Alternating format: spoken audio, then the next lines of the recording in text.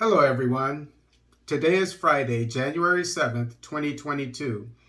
Sudan's donors warn against appointing new PM without civilian nod, prime minister, that is, because the one that they had for a while, he just resigned, in case you didn't know. The East African is where this article is taken from. Sudan's major Western donors say they will not work with a new prime minister if the PM is appointed without the input of civilian movements in the country. In a joint call, 2 days after Prime Minister Abdallah Hamdok quit office following weeks of protests against the military junta, the European Union, UK, US, and Norway said a replacement must be a product of dialogue. The US, UK, and Norway are often known as Troika on Sudan, and alongside the European Union have been financial supporters of the transitional project in Sudan, which now faces a threat of stalling after Hamdok quit office on Monday.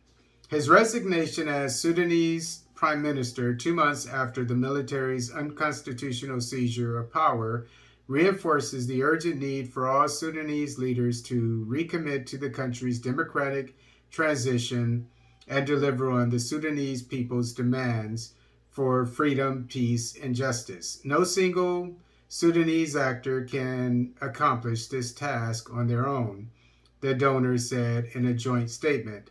The European Union and the Troika will not support a prime minister or government appointed without the involvement of a broad range of civilian stakeholders.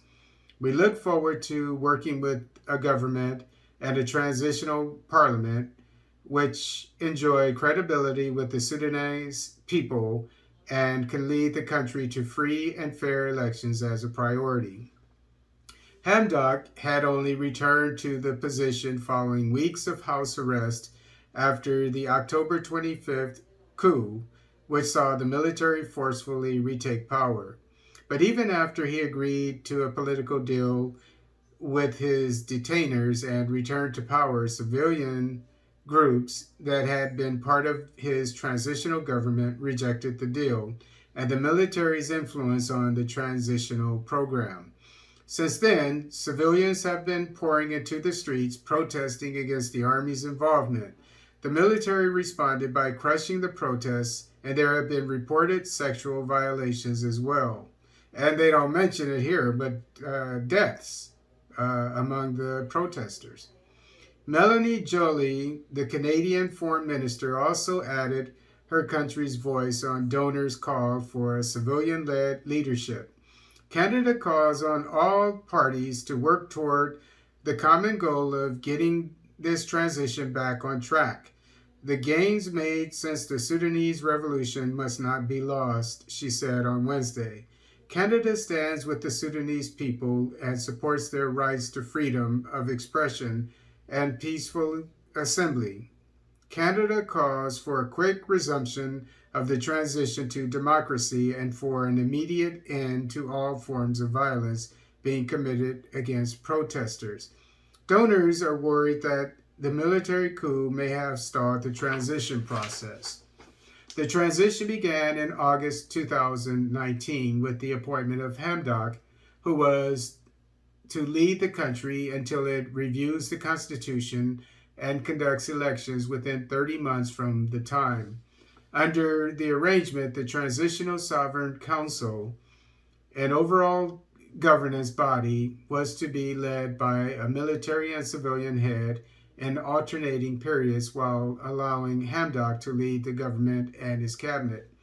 At the start, General Abdel Fattah el-Burhan was to lead the council, after which he was to hand it over to a civilian around November last year. A military coup occurred just weeks before that could happen. The EU and the Troika said they will continue to support the transition, but it must be based on the 2019 power sharing arrangement. otherwise known as the Constitutional Declaration. The civilian groups, which have rejected the military junta, were influential in pushing then leader Omar al Bashir out of power in April 2019. But the military had attempted to stick to power by creating a transitional military council.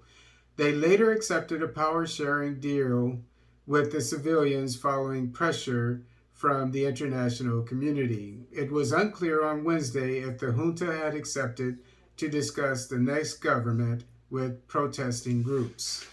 So, uh, just wanted my viewers to know which part of the West has its hand in Sudanese politics, and that is the European Union, the UK, the United States, and Norway.